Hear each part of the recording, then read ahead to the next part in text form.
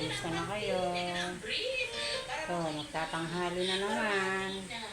Nandito na naman kami sa bahay. Walang pasok. Walang pasok yung ating mga estudyante. Ayan sila. Nanonood ng TV. Dito kami. Hoy, hoy. Nitan. Ba't nakaano yan? Ay, ayun o, tingnan mo yung mga lalabo. Pero mahangin siya. Kanina umaga nga, kanina madaling araw, merong umulan. Nabasa yung daan. Tingnan mo, araw. Tirik na tirik yung araw. 10 pa lang, 10:30. Yan. 10:30 pa lang mga lalab. Ayan. Mainit na. Kaya walang pasok. Holiday ngayon daw ngayon sa eskwelahan. Ewan ko ba't wala namang pasok ng wala namang pasok. Ito meron kaming dito mga lalab puno. Ayan. Ito to sa amin.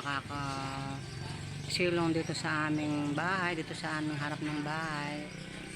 Malabong ito kaya lang namin ng mga barangay kasi nga sa daan kasi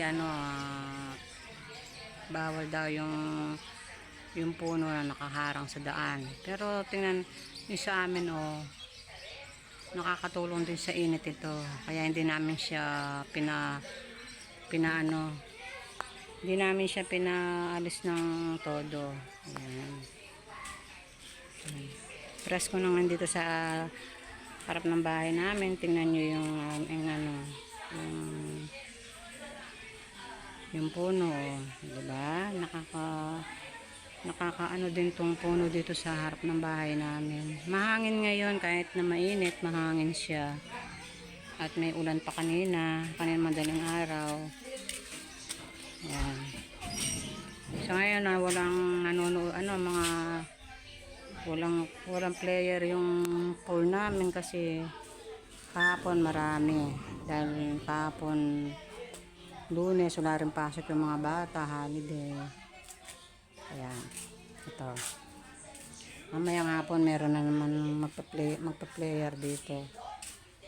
Ayan.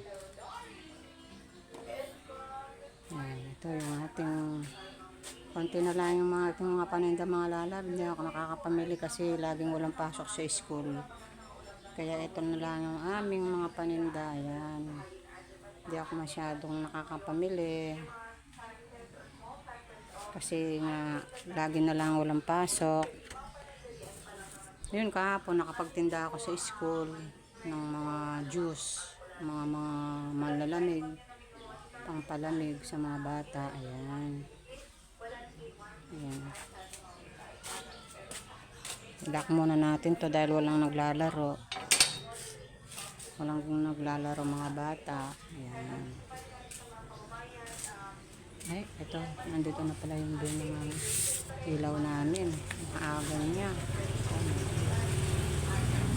Ito pa yung mga paninda ko. Kahit pa paano may laman pa rin yung aking tindahan. Ayan. Yung aking small tindahan. Yan. So, dumating na yung bill ng aming kuryente mga lalab. Yan. Tumaas naman ng konti. Ayan o. Dati nasa 2,000 lang siya. Ngayon ito na yung ayan. 2,600 2,600. Ayan.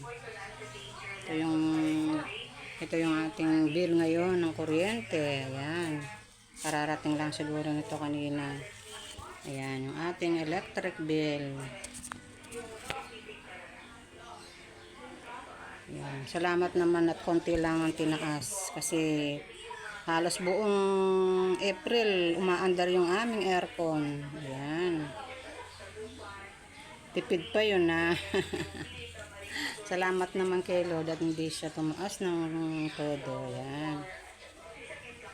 2,600. Kasi nung nakaraan, ano yun, nasa mga 2,000 may get. Ito tumaas siya ng 682. Talagang ganyan mga lalab. Mainit. Hindi tayo pwedeng hindi mag-aircon dahil nga sa mainit. Ito yung aming tanghalian mga lalab. Ito nagsapaw na lang ako ng talong at talbos doon sa aming rice cooker. Ayan. Para iwas cholesterol, walang mantika. Tapos ito nagpa-prito ng aming daddy lolo ng tuyo. Namimiss daw niya yung tuyo. Tapos yung may hotdog. Yan, meron pang itlog na maalat. Tapos may ginisang kamatis na may itlog. Ayan, ito yung aming ulam today, for today. Ayan.